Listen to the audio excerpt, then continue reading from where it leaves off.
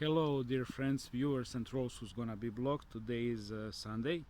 It's August 7th, 2021, and friend Bratko from Bulgaria gave me good idea. And this is something along these lines. Somebody gives me a topic that person wants me to talk about, and also gives donation, which is important part of the whole process. And then I do my update about it. So on your side is what, and on my side is how. You don't play with how is on me. Okay, you're not giving me directives how to do my job. I'll do it my own way, and we'll see if this idea gonna live. It's a good idea. Other YouTubers are doing same thing, and well, thank you, Bratko, for donating. uh, how much? Well, that's a private thing. It's a small amount. I can do it even for 20 euros or so. Which is like $24-25. So topic is this link here. So it's a thing from the Fox News, and it's about, in my opinion, pinning small property owners against their tenants, and which is very in a way psychopathic games. So it works like this. As I'm sure you guys know, the powers that be, they gave a decree that tenants are not obligated to pay a rent during this COVID crisis. It's been postponed. On September 4th, 2020, the Centers for Disease Control halted residential evictions in the United States for non-payment of rent because of the COVID-19 pandemic.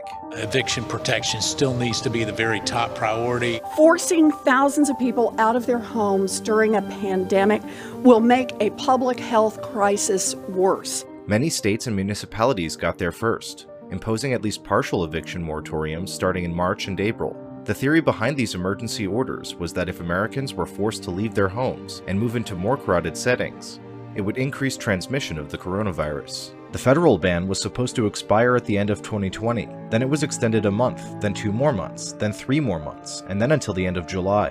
Many states and cities have also extended their moratoriums, in some cases through the end of September, even as COVID infection and death rates are plummeting. That's going to make matters even worse for landlords. The smaller mom and pop landlords who depend the most on rent for their personal income are being hardest hit by renters not paying. Tenants will end up picking up the tab. I pay it.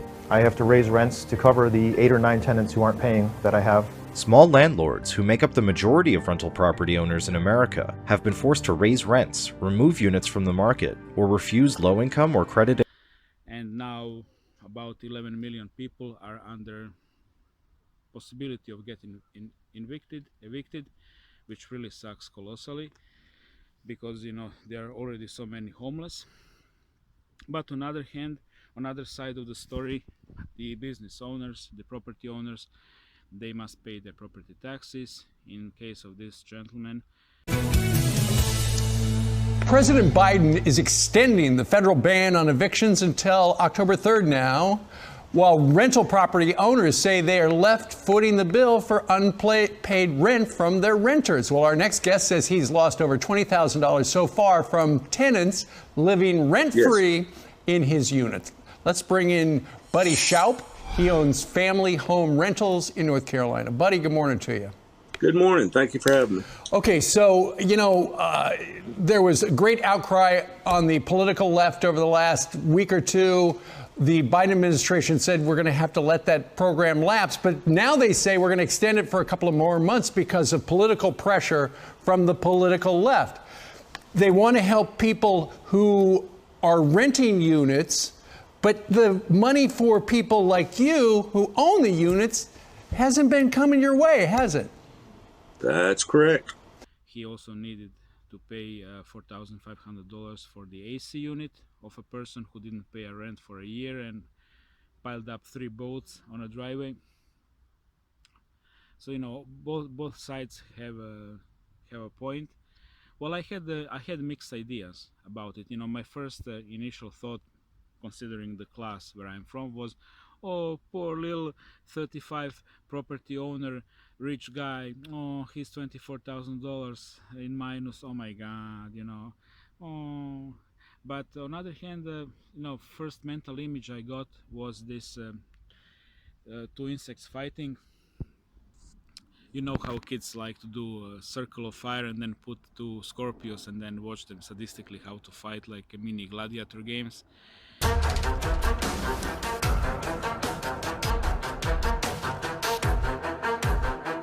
And this is what powers that be are doing. They are pinning class against class, race against race, and enjoy the show, while in the meantime, not big, not huge, colossally, universally, galactically big hedge funds like the BlackRock. Oh my God, the name, the BlackRock, the Stone, the Masons, the builders, the Bilderbergers. They are buying properties. They even go like 20, 30, even 50% above the asking price just to snatch it. A bidding war broke out this winter at a new subdivision north of Houston. But the prize this time was the entire subdivision, not just a single suburban house, illustrating the rise of big investors as potent new forces in the U.S. housing market. D.R. Horton Inc. built 124 houses in Conroe, Texas, rented them out, and then put the whole community, Amber Pines at Foster Ridge, on the block. A who's who of investors and home rental firms flocked to the December sale. The winning $32 million bid came from an online property investment platform, Fundrise LLC, which manages more than $1 billion on behalf of about 150,000 individuals. The country's most prolific home builder booked roughly twice what it typically makes selling houses to the middle class, an encouraging debut in the business of selling entire neighborhoods to investors. How is your average American supposed to compete with a large corporation going and buying every single house in a subdivision? Well, they can't. But the question is, what are these companies going to be doing with these houses? Well, they're going to be renting them out to people, because that is where the money's at. Rent has gotten so freaking expensive that these multinational corporations can go and buy these homes and rent them to Americans for a premium. You will own nothing. The coronavirus pandemic sparked a race for home office space and yards. Occupancy rates reach records, and rents are rising with home prices. The ecosystem of companies that service, finance, and mimic the mega landlords is booming. Burns counted more than 200 companies and investment firms in the house hunt computer-assisted flipper Open Door Technologies. Money managers, including JP Morgan Asset Management and BlackRock Inc., platforms such as Fundrise and Roofstock, that buy and arrange for the management of rental on behalf of individuals, and builder LGI House Inc., which now reports wholesale home sales to bulk buyers in its quarterly results.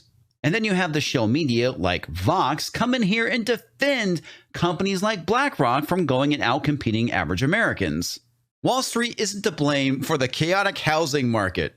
This is coming from Vox, folks. They are defending Wall Street. They're defending capitalism. You know, the very thing that they typically criticize. The boogeyman isn't who you want it to be. Now, another thing I do need to point out, no, they're not defending capitalism. They're just defending the actions that will lead to the Great Reset. And we all know that's not about capitalism. That's about subjugation. Even buying whole neighborhoods, freshly built neighborhoods, bought. Like this one in Texas. So BlackRock is the hedge fund. Story goes that it has more than $7 trillion of portfolio of their own money, and about $20 trillion that they manage, which is insane how big it is. But considering the fact that they are part of the power which actually owns everything in the reptilian empire, including this planet, and that we are only living under the illusion that we own anything, well, you know, it's business as usual in a way. It's just shuffling the property. So how it goes is they're gonna buy up the whole property everywhere, and you and me, we're gonna be super obedient, super organic portalic blank.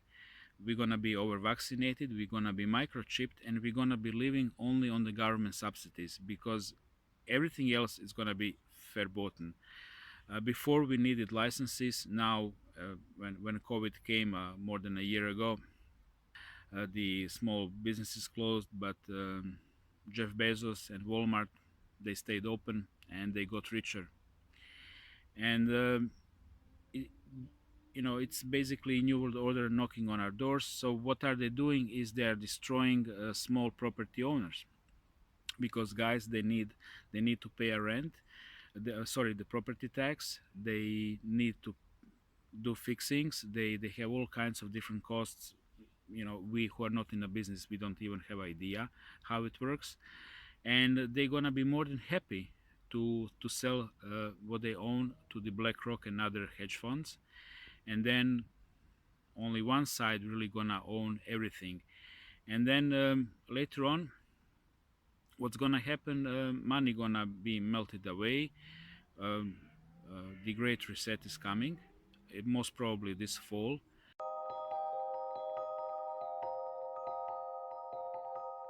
Now is the historical moment, the time, not only to fight severe virus, but to shape the system. We have a unique but rapidly shrinking window of opportunity to learn lessons and reset ourselves on a more sustainable path. It is an opportunity we have never had before and may never have again. So we must use all the levers we have at our disposal, knowing that each and every one of us has a vital role to play.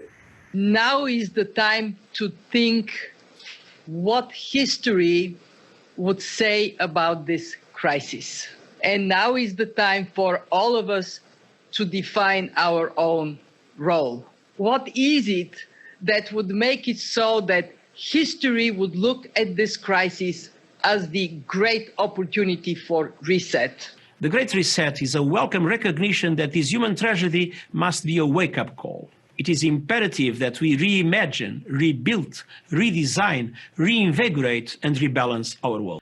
And also connected to the whole story, they're gonna blame everything, the next corona wave and all other waves, on us who are not vaccinated, because we are the evildoers, we are the containers where the new corona types are brewing, and then we are infected those good vaccinated people.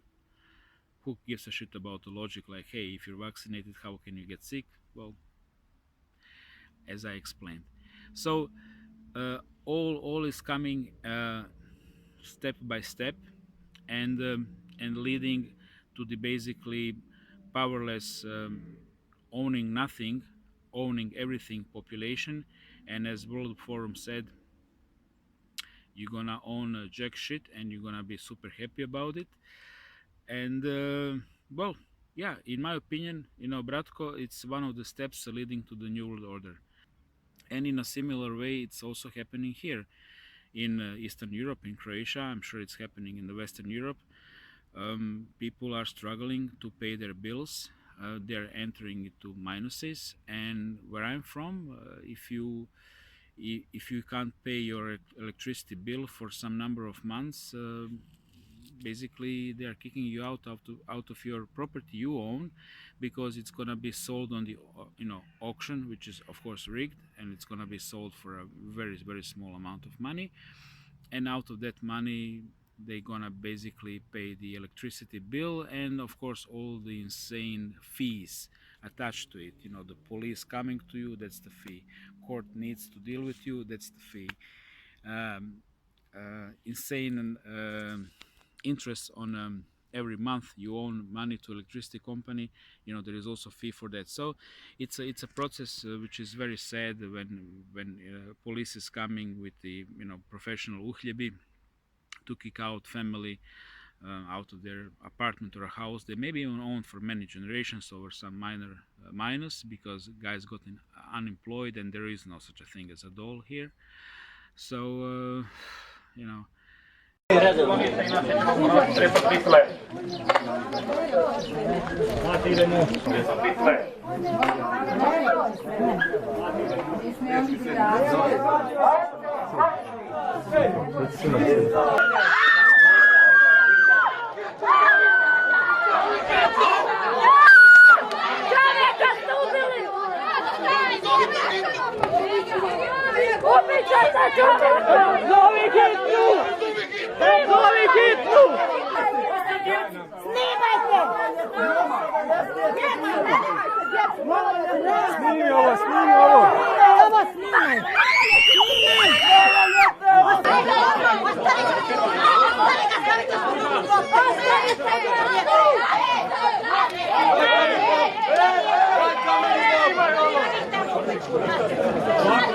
Ostavite djecu!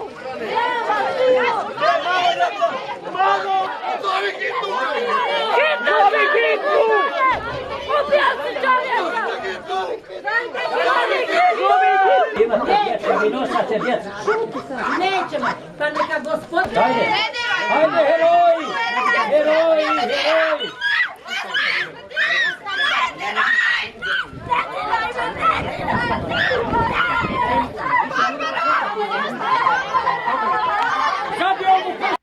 It's really all connected, but